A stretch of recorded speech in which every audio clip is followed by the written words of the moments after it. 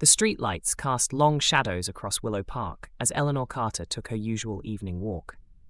At 65, these nightly strolls had become both a habit and a solace, a way to manage the quiet that had settled over her life since her husband William's passing 5 years ago.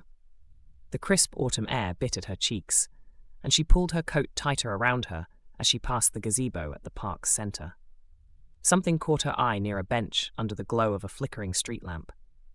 3 figures huddled together under a threadbare blanket, their forms small against the sprawling park. Eleanor slowed her steps, concern tugging at her heart. As she approached, she could make out a woman and 2 children, their faces pale in the dim light. The woman's eyes snapped open at the sound of Eleanor's footsteps, sharp with fear and exhaustion. She pulled the children closer, though they remained asleep against her sides.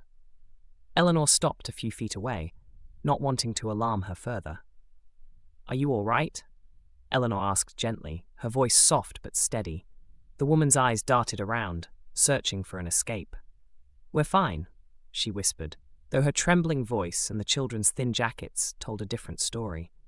One of the children's shoes was so worn that Eleanor could see the outline of bare toes through a hole in the fabric.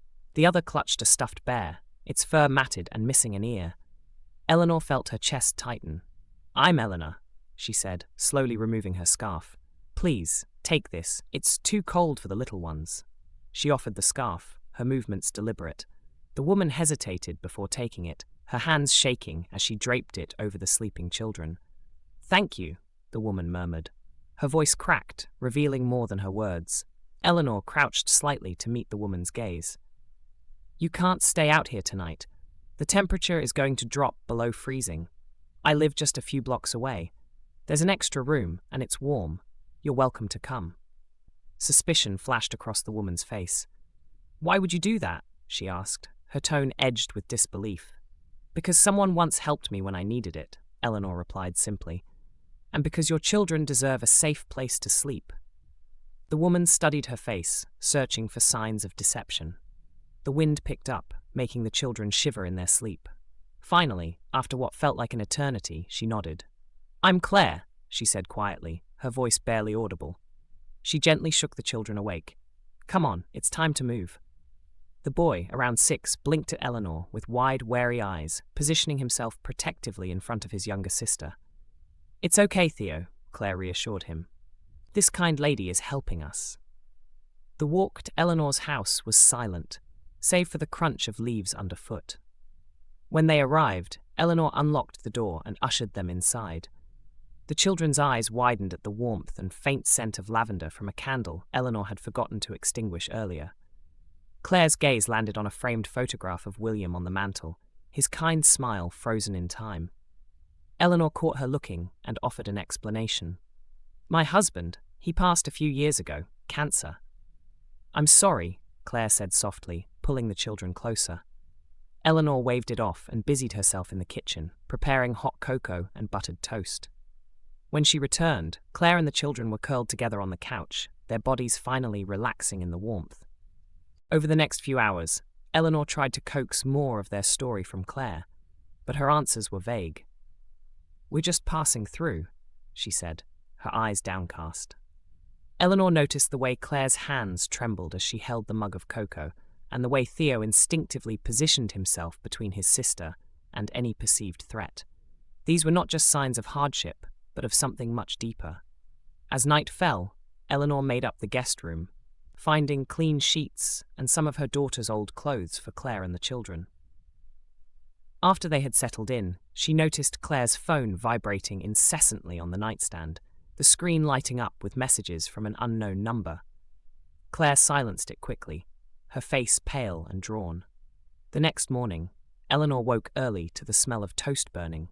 She found Theo at the kitchen table, buttering a piece of bread with great concentration while Claire leaned against the counter, staring out the window.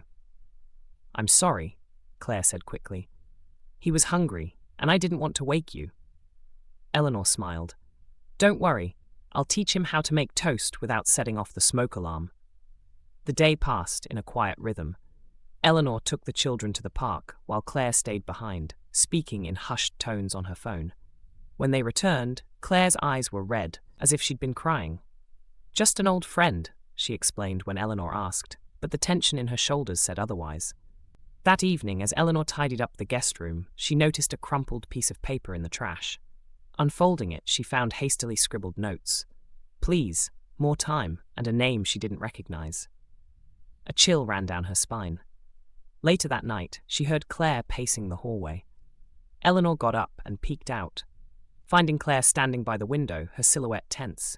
"Everything okay?" Eleanor asked gently. Claire turned, startled. "I'm sorry, I didn't mean to wake you." "You didn't. Can't sleep?" Claire hesitated before nodding. "It's just hard to turn my mind off sometimes." Eleanor nodded in understanding. "You're safe here," she said softly, hoping it was enough. The following days were much the same, a mix of cautious trust and growing concern. Eleanor noticed Claire flinching at unexpected noises, her children's wide-eyed vigilance, and the way Claire's phone was always within reach. Then, one afternoon, Theo let something slip. "Mommy doesn't like the bad man finding us," he said while drawing at the kitchen table. Eleanor's heart sank. That night, as Eleanor lay in bed, she heard the faint sound of someone testing the back door handle. Her breath caught, and she grabbed the phone, dialing 911. The police arrived quickly, but by then, whoever it was had disappeared into the night. Claire was visibly shaken, clutching her children as the officers asked questions. The next morning, Eleanor insisted they stay another night while she helped Claire figure out a plan. "You can't keep running," she said gently. "Let's figure this out together." Claire's resistance finally broke.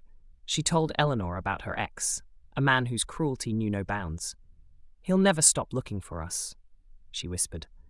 "I thought I could keep the kids safe by running, but now I don't know."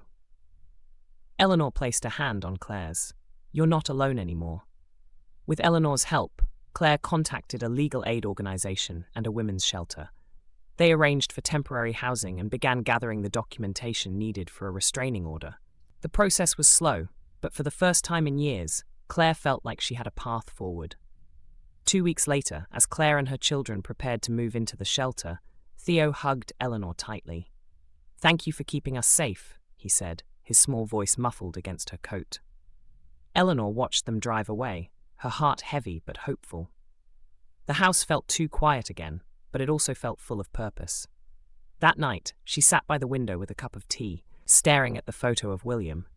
"You always told me to use my time to make a difference," she murmured. "I think I'm finally doing that."